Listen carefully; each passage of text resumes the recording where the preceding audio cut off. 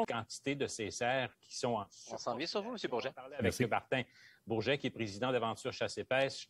Monsieur Bourget, bonjour. Bonjour, M. Drapeau, comment allez-vous? Ça va pas trop mal. Je me demandais, vous, personnellement, vous connaissez un peu le dossier. Oui. Vous êtes propriétaire d'une pourvoirie, ou vous administrez une pourvoirie, si je ne m'abuse, des informations qu'on m'a données. Un média dans le domaine de la chasse et de la pêche. OK, un média dans le domaine de la chasse et de la pêche. Cette population-là de cerfs dans le parc Michel Chartrand serait rendue environ une centaine de bêtes selon les informations qu'on a. Et là, on nous dit que sur 1,8 km² de territoire, il en faudrait au maximum 10, 12, 15. On a vraiment là, laissé aller cette population-là. Les options, c'est l'abattage ou le transport. Quelle est la meilleure option? Dans le cas présent, avec toutes les études qui ont été faites dans le dossier, et on se rapporte à 2019, la première préoccupation dans ce dossier-là, où est-ce qu'on parlait d'une trentaine, cinquantaine de chevreuils, de cerfs de Virginie maximum dans le secteur. Et on avait fait des études à ce moment-là dans la transportabilité de ces bêtes-là. Plusieurs experts, plusieurs vétérinaires sont prononcés sur le stress et les blessures qui causeraient la mort à long terme potentiellement de ces bêtes-là. Donc, on avait reculé à ce moment-là. Et vous vous souvenez, il y avait eu un moment où est-ce qu'on parlait d'euthanasie, littéralement. Et on parlait d'euthanasie d'une centaine de bêtes. Là, ça, c'est où cette année, autorisé par le MFFP. Donc, si on autorise l'euthanasie d'une centaine de bêtes, c'est qu'on est rendu à beaucoup plus que ça.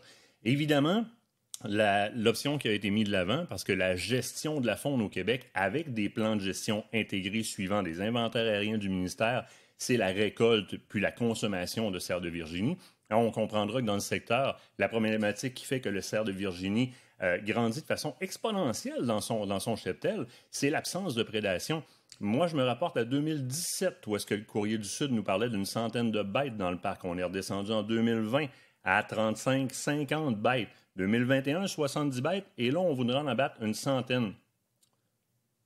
De manière très, très, très logique, là, en 2020, avoir à ce moment-là appliqué les moyens qu'on nous avait mis en place, cesser les injonctions et les demandes d'injonctions en cours, probablement qu'on n'aurait pas triplé le problème. On avait la solution à ce moment-là, qui est très bien connue aux États-Unis, qui est d'établir un territoire qu'on appelle un territoire de chasse traditionnel.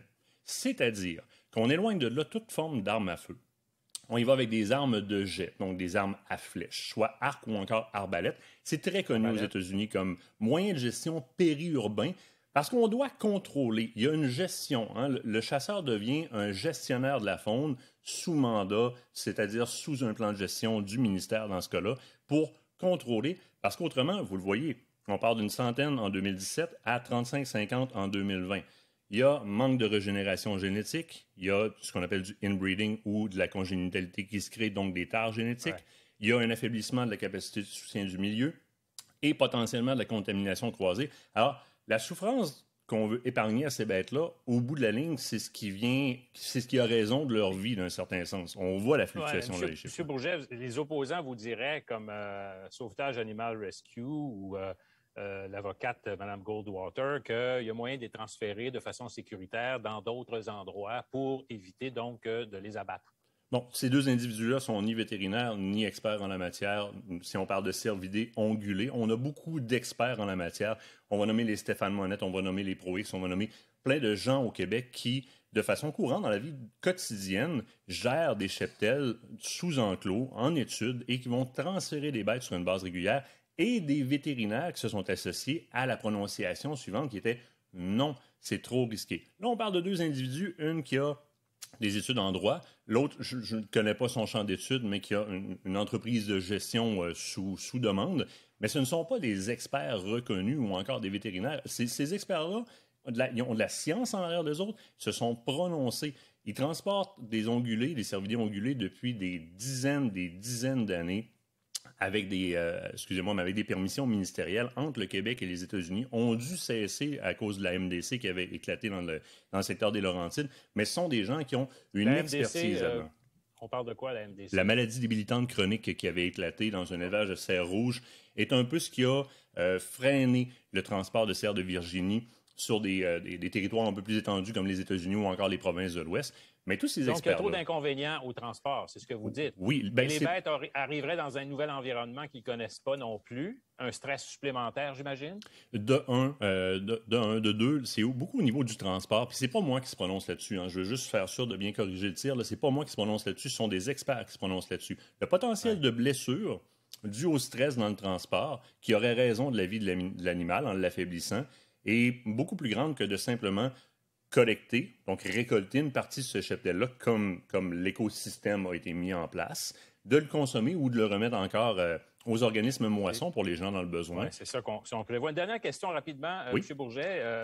Est-ce qu'on ne risque pas finalement, malgré cette opération-là, de répéter encore l'expérience là, à chaque année, à chaque 2 ans, parce que la population, manifestement, se multiplie rapidement? C'est la raison pour laquelle des territoires de chasse traditionnels permanents sont établis dans d'autres cités, parce qu'on a établi des villes et des bourgs qui séquestrent ces animaux-là dans un patelin très précis. Il n'y a pas d'exode, il n'y a pas d'entrée, il n'y a pas de prédation. Donc, c'est sûr que ça va se reproduire de façon exponentielle. Le choix de se construire autour fait qu'on doit retourner à notre devoir de gestion faunique. On y est rendu, là, vous le voyez, on est là. Monsieur Martin Bourget, président de l'Aventure Chasse-Pêche, merci beaucoup. La campagne de vaccination contre la grippe saisonnière commence aujourd'hui dans plusieurs régions du Québec. Et dans la capitale nationale, José, déjà plusieurs rendez-vous là,